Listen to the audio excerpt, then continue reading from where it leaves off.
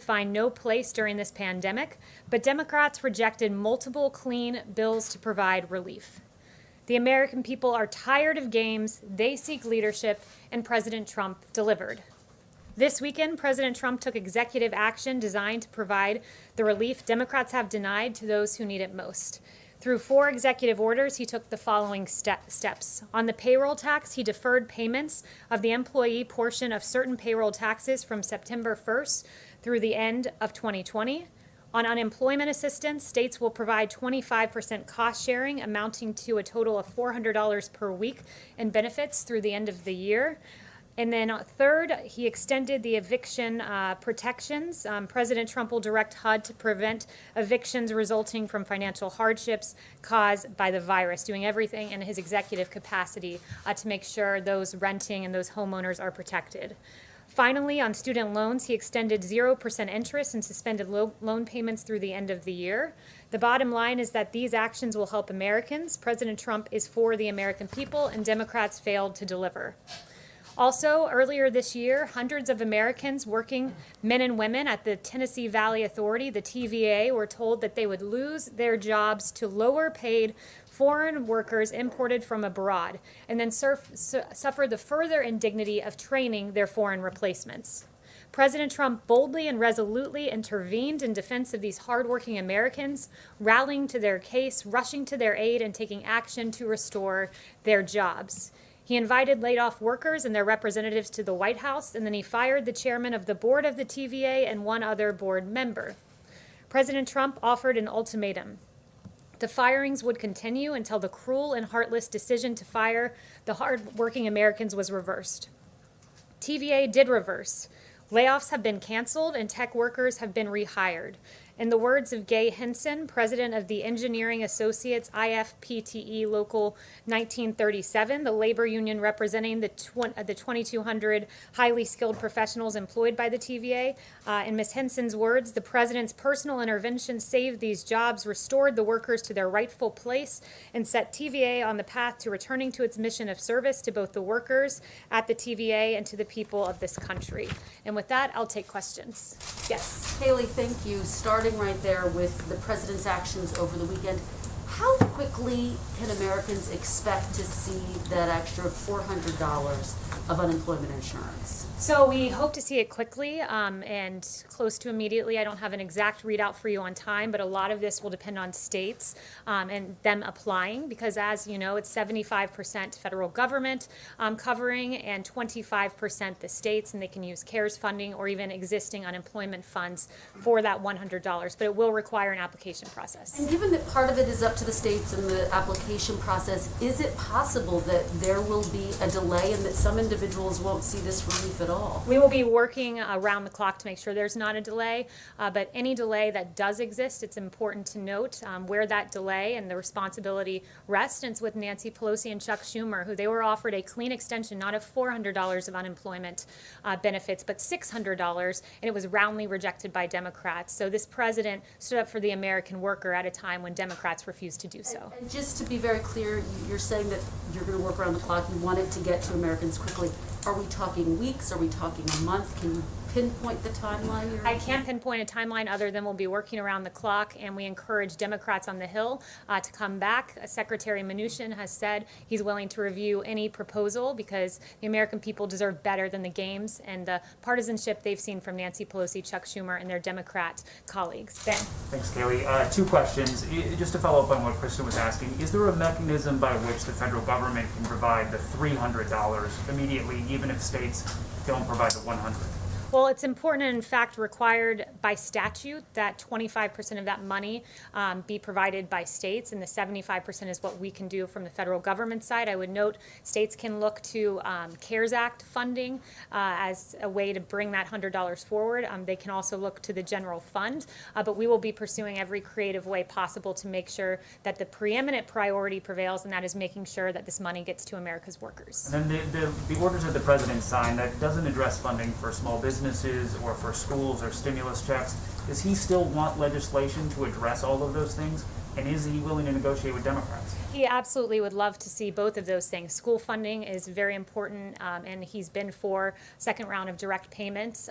So we encourage Democrats to really negotiate with us in good faith. So far, they have not done so. In fact, moving further away from us rather than towards us. Negotiations work by coming towards one another, and it's incumbent upon Democrats to do that. They say they've come down from $3 trillion to $2 trillion. Is the White House willing to go up from one to something else? They've still put in several non-starters. They've never put forward a serious proposal. And the notion, before they claimed to have come down, they actually went up, and then they wanted $100 billion in school funding. We said, okay, we'll give you more than you asked for, $105 billion, to which was no longer acceptable. So they've been fundamentally unserious with each and every one of their offers in this negotiation. Yes. Thank you. A number of Democrats, but also Republican Senator Ben Sasse, have suggested these executive actions are unconstitutional. Can you walk us through what the White House is using as a legal rationale for the president to step in here, and would you be able to share the legal opinions? Yes, I absolutely can do that. First, I would note that what we are doing is entirely within the executive capacity of the president. On student loans, Section 2A, 2 subsection A of the Higher Education Relief Opportunities for Student Acts of 2003, which is 20 USC 1098BB, authorizes the Secretary to waive or modify provisions of student financial assistance programs to ensure that individuals who have been affected by the national emergency are not worse off financially. There's another statute for that one, Section 432 of the Higher Education Act of 1965, which gives broad authority to the Secretary. On unemployment, the Stafford Act, 42 USC 5174, says the president, after a state applies for it, can provide assistance to people who have been adversely affected by a major disaster. These are often known as other needs assistance, or ONA. On payroll tax authority, 26 USC 7508A plainly authorizes the Treasury Secretary to provide any taxpayer that has been affected by a federally declared disaster with an extension of up to a year. This was used before when the Secretary extended the individual filing deadline for 2019 taxes from April to July. And finally, for evictions, the authority would be suggesting that HHS and HUD consider whatever legal authorities they have to protect Americans.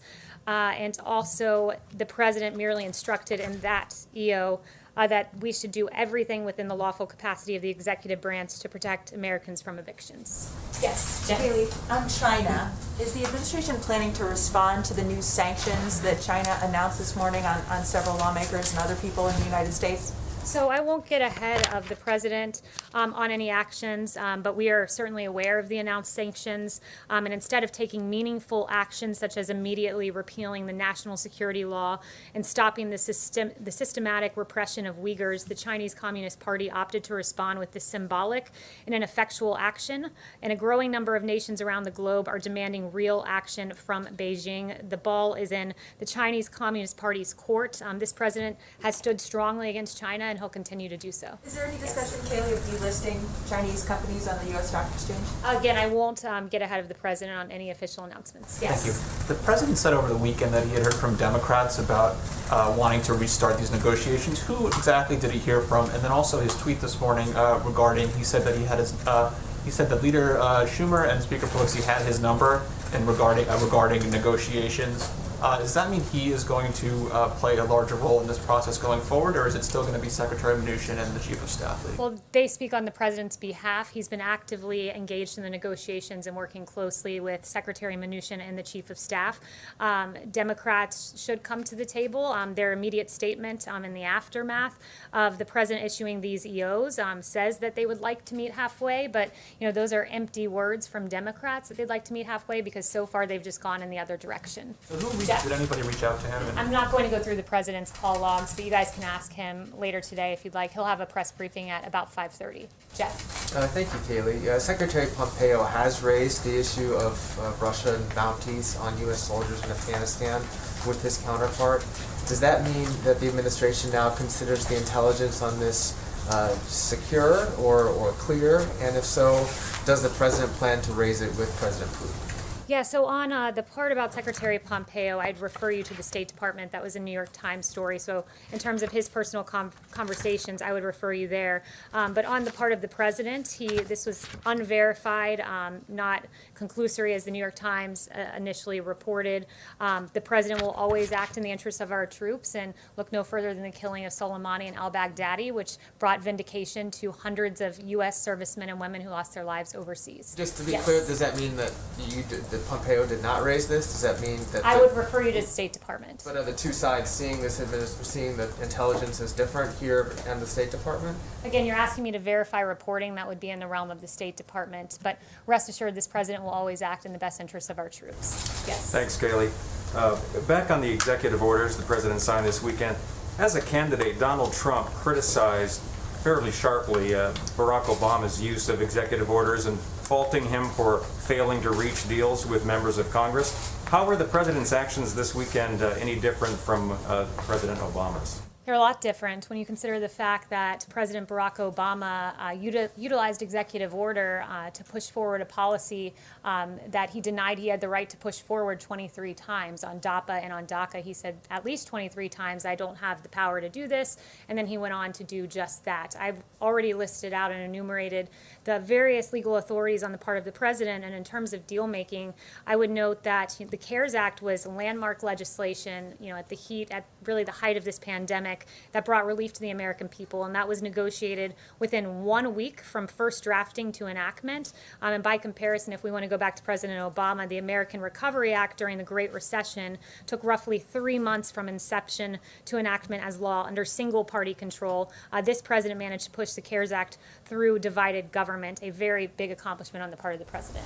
Yes. Kayleigh, the deal that the president announced late last month with Kodak to make new drugs in the United States is apparently on hold now amid allegations of insider trading. Is the president concerned that his infrastructure here is being misused, that the Defense Production Act funds are potentially being misused? Would he pull the plug on the Kodak deal, and what does it say about the safeguards that you have in place that this potentially could have resulted in insider trading? So first, the president will always act in the best interest of the American people.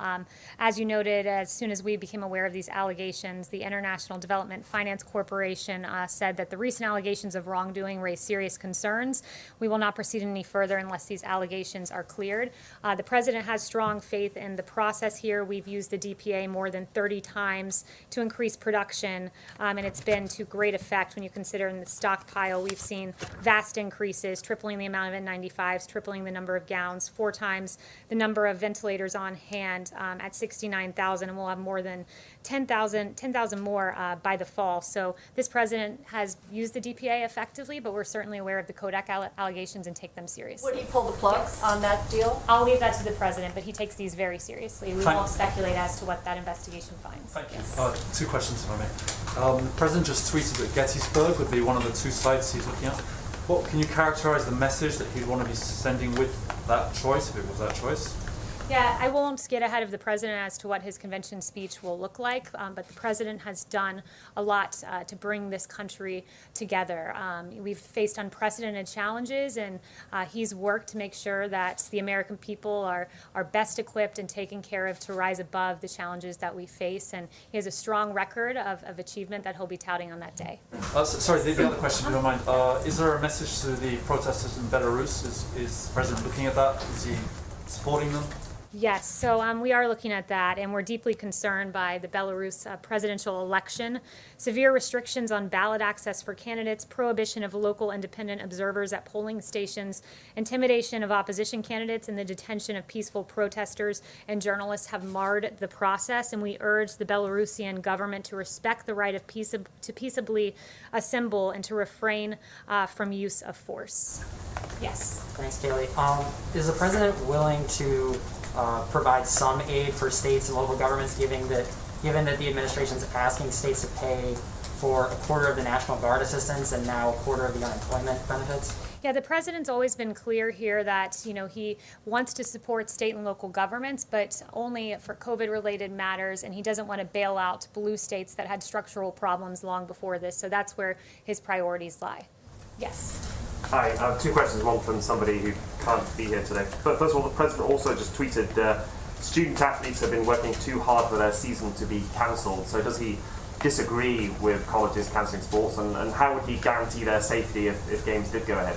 Yes, I spoke to the president in the Oval Office about that just before walking out here, and he is very much would like to see college football safely resume their sport. And as he mentioned in that tweet, a lot of these college athletes, work their whole lives to get, 4 years. Sometimes if they're redshirted an extra year, if they're lucky, they work their whole lives for this moment, and he'd like to see them have a chance to live out their dreams.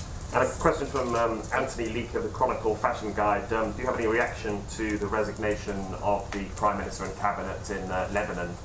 Yeah, the president's aware of the situation, but that was just breaking as I came out, so I have nothing to add to that, other than our heart is with the people and those who lost their lives. Christian. Thanks, Kayleigh. Two on the orders. Is the administration at all concerned that funding the federal government's cost share through FEMA could leave the government underfunded for hurricane season? And then secondly, on the housing provisions, I'm just curious, why didn't the president extend the eviction moratorium as it was outlined in CARES? Is that because it was deemed unconstitutional?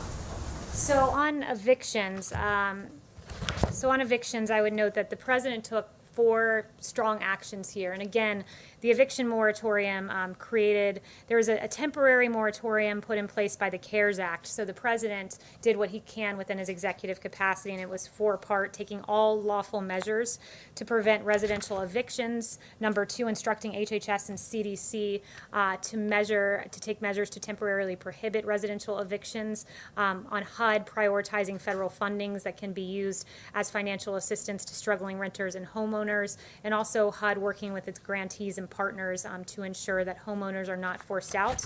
And with regard to HHS, as they explore their executive authority here, 42 U.S.C. 264A authorizes the Surgeon General in consultation with the Secretary to make and enforce such regulations as is in his judgment that are necessary to prevent the introduction, transmission, or spread of communicable diseases. So it will be within HHS's purview to determine whether COVID meets those standards, and it could go a long way in helping Americans who face eviction. And your second question? It was about FEMA. Is there a concern that, pulling from the disaster funds could leave them underprepared for the rest of, the worst part of hurricane season coming?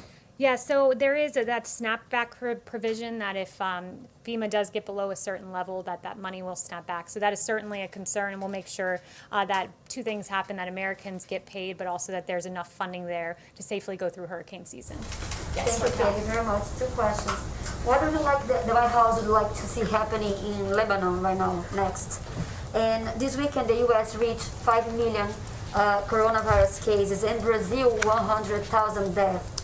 As healthcare experts compares the response from both governments. What went wrong here and there? So first with Lebanon, that was your first question. We're monitoring the situation closely. As I've said, our heart goes out to the men and women who lost their lives. It's an absolute tragedy. And the president participated in a virtual conference with international leaders to work closely in our international response effort. We are delivering aid to the region, and our deepest condolences go out to the victims. With regard to the U.S. response to the coronavirus, we've done more testing than any country in the world. And we do identify more cases. We do have, after all, the most testing, as the president has noted. When you look at the U.S. response, the therapeutics, the beginning of this, there was no coronavirus test. It was a novel virus, but we immediately worked to get more than 100 emergency use authorizations to identify various types of testing on therapeutics. There was no therapeutic that we knew to work with COVID. It was a novel virus, but again, this president worked, and there are more than 210 clinical trials on therapeutics, and we have dexamethasone and convalescent plasma, remdesivir, and others, and the vaccine to be on pace to be completed by the end of the year. When Ebola, it took 4 years to go to completion. This president is securing a vaccine at the fastest rate ever for a novel pathogen. So this president has a really historic coronavirus relief response that we're happy to talk about. Comparison between Brazil and the U.S.? Thank you, Kayleigh. So going back to his question on HHS and executive order, is there no real solution then for people who may be facing eviction by the end of this month or early September? Well, there is a solution. I've mentioned the 4 things that we've done and will continue to do, but the real solution, the holistic solution, rests with Congress and Nancy Pelosi and Chuck Schumer coming to the table.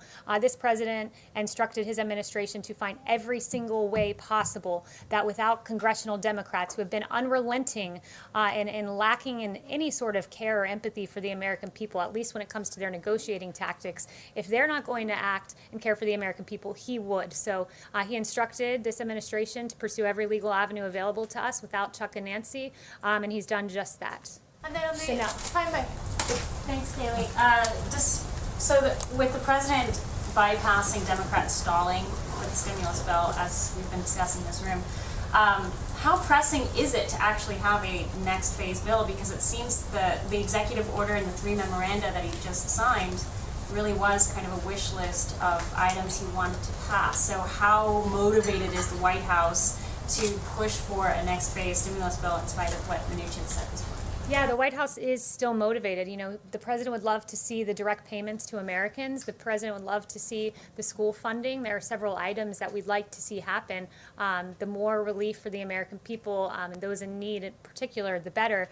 But this president, you know, has taken action to alleviate some of that burden. But make no mistake, there's still much more that we'd like to accomplish. But that includes having willing negotiating partners in Congress. And so far, we have none in the Democrat Party, it seems. And then finally, one thing I want to leave you guys with is that 18 days ago, Mayor Ted Wheeler tweeted, "What I saw last night in Portland was powerful in many ways. I listened, heard, and stood with protesters, and I saw what it means when the federal government unleashes paramilitary forces against its own people." He, in fact, called our federal agents paramilitary forces. And around this same time, our federal officers were facing rioters, barricading officers inside the courthouse, trapping officers inside, launching of commercial-grade fireworks. A federal agent's hand was impaled by planted nails. 3 officers were were at least temporarily, I should say, blinded when a laser was put in their eyes. This has been an ongoing tactic by the rioters. That was 18 days ago when Mayor Wheeler stood with the rioters and against the, quote, paramilitary forces. But just 4 days ago, it appears Mayor Wheeler had a change of heart as local officers took over the situation in Portland, and he now, I guess this is what he believes now, quote, "When you commit arson with an accelerant in an attempt to burn down a building that is occupied by people who you have intentionally trapped inside, you are not demonstrating, you are attempting to commit murder." He could not be more right about that. It is a drastic change. It took him 73 days, I suppose, to come up with that realization. And what we're seeing in Portland with 6 nights in a row, riots being declared. On Wednesday, you had some of these rioters shining lasers in officers' eyes, disable security cameras, broke windows, used boards to barricade the doors, and start a fire with 20 sworn officers and civilian employees inside. This is unacceptable, and it is encouraging to see that the liberal mayor of Portland finally seems to realize that. Thank you, everyone.